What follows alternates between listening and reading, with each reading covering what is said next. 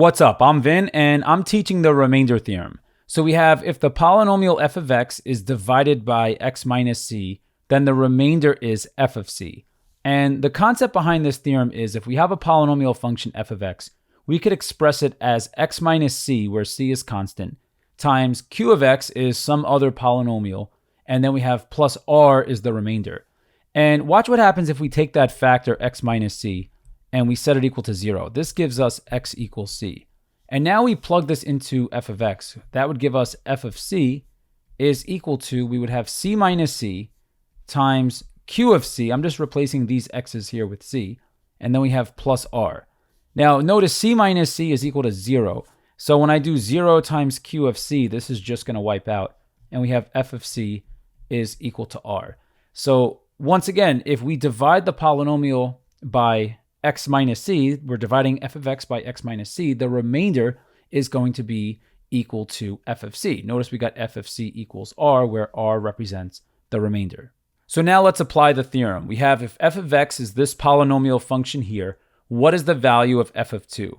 And the remainder theorem tells us that to find this, we could do x to the third plus 3x squared minus 7x plus 6 divided by x minus a constant. So in this case, the constant that we are interested in is 2. So we're going to set up x minus 2 on bottom.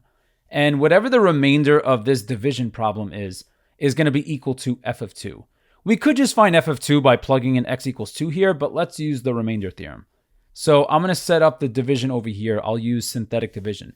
We have a 1 in front of the x cubed. We have a coefficient of 3 in front of x squared. And then we have a minus 7x and a constant of 6. And what I write in front is going to be, I just imagine that I'm finding the root of x minus 2. So if I have a factor of x minus 2, that would give me a root of x equals 2. So that's why I'm going to write the 2 in front. This is how synthetic division works. So we bring down the first number is 1. We do 2 times 1 is 2. 3 plus 2 gives us 5. And then we have 2 times 5 is 10. We do negative 7 plus 10 is 3. 2 times 3 is 6, and then 6 plus 6 is 12. Okay, so what this tells us is if we were to do this division all the way through here, we would have 1x to the second plus 5x plus 3, and then we would have plus 12 is our remainder, but we divided by x minus 2. Okay, so that would be if we did the division all the way through. But all we want here is the remainder. So we could say that the function value at 2 is equal to the remainder 12. Just know if we had to find this by hand, we could just plug in x equals 2 to the function and do 2 to the third power plus 3 times 2 squared minus 7 times 2 plus 6. And if we simplify this, we should get the same answer. This gives us 8 plus, this gives us 4 times 3 is 12. And then we have minus 14 plus 6. So then we would have 20 over here from 8 plus 12 minus 14 plus 6. And that gives us 6 plus 6 is 12.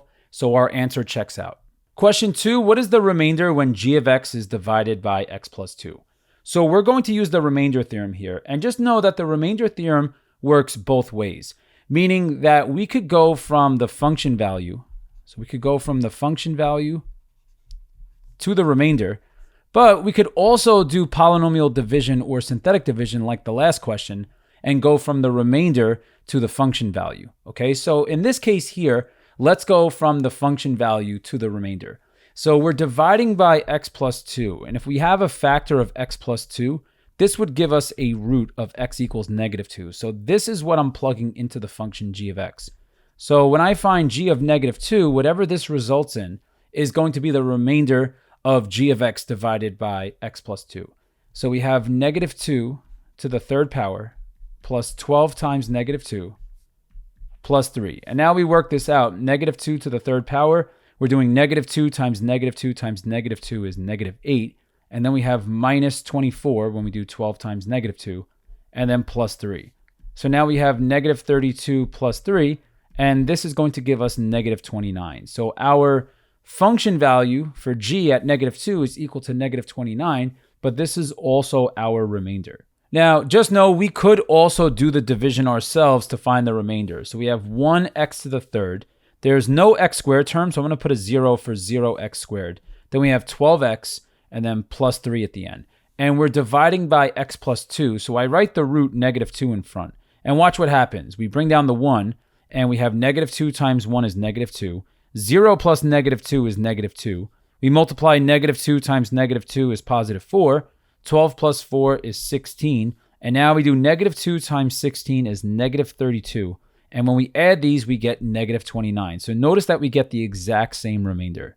Question 3, we have h of x, and we're going to use polynomial division and the remainder theorem to find the value of h of 2/3. So if we want to know what's happening at x equals 2/3, that means our factor is going to be x minus 2/3. Okay, so this is what we're dividing by, and we have to use polynomial division. So I'm going to set this up. We have 3x to the third, and then we have plus 4x squared. We have minus 2x, and then plus 1. And I'm going to write the factor in front. We have x minus 2/3. So with polynomial division, we just keep targeting the leading terms. So I'm going to do 3x to the third divided by x is 3x squared. And now I just multiply across. 3x squared times x is 3x to the third. And then I'm multiplying by a negative here, so I have minus. And I just have to do 2/3 times 3. I'm going to multiply those two numbers together, and that'll give us 2. So we have minus 2x squared. And now we subtract. Now, one thing to be careful of with polynomial division is when you're subtracting, you just have to make sure that you are distributing the minus all the way through. So one thing I like to do is I just like to change the sign of everything. So I just write a minus here and a plus here. And these terms cancel. And here I have 4 plus 2 is 6. So I have 6x squared. And then I bring down the next term.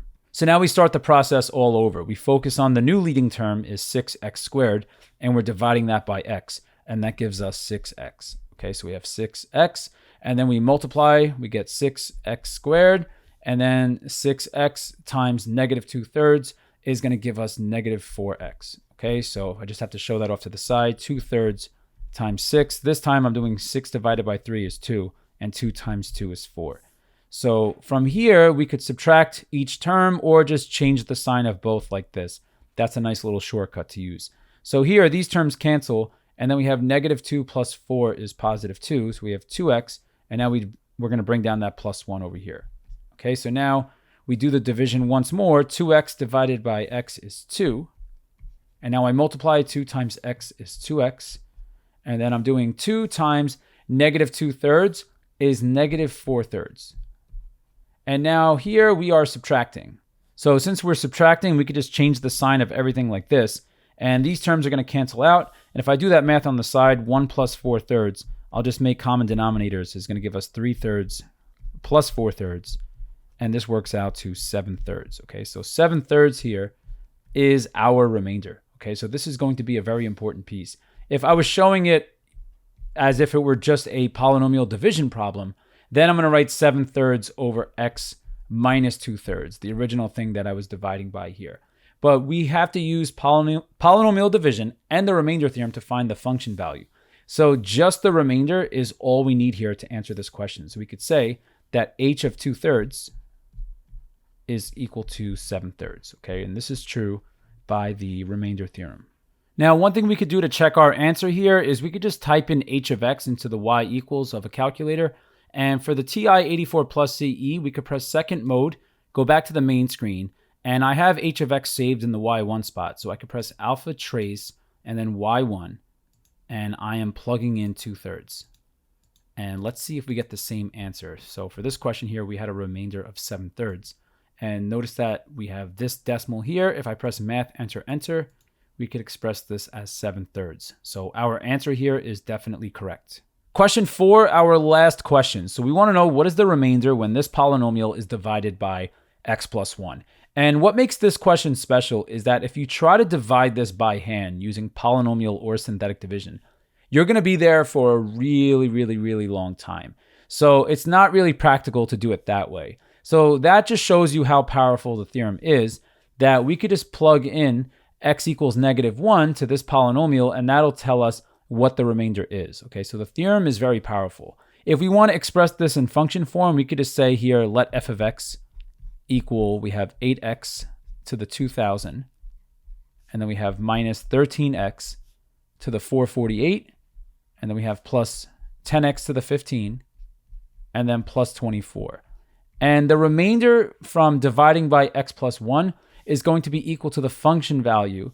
at, if we set x plus 1 equal to 0, it's going to be equal to the function value at -1. Okay, so all we have to do is just plug -1 in to f of x, replacing all the x's, and we'll have our answer. So we have 8 times -1 to the 2000, and then we have minus 13 times -1 to the 448.